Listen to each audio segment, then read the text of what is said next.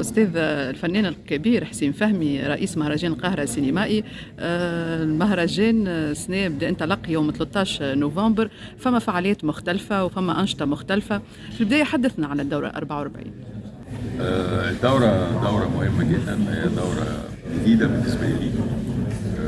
بحاول أقدم فيها إنجازات كبيرة. عندنا مجموعة أفلام جيدة جدا، حوالي 50 فيلم من أكثر من 100 دولة. 100 فيلم من حوالي 50 دولة.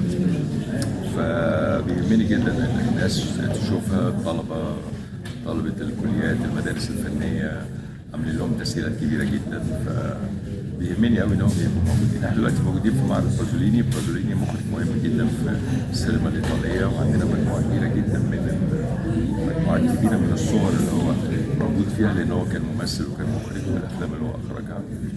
في ظل احتفال بالمئوية سنة مئوية بازوليني والمعهد الثقافي الايطالي مشكورا ساعدنا في ان احنا نجيب هذه الصور من ايطاليا. هي اصلا جايه من روما، نتعمل له معرض في روما، فده ماشي على هامش المهرجان يعني. سهرة الافتتاح، حضرنا واكبنا سهرة الافتتاح، هل يمكن نطلق عليها سهرة الحنين؟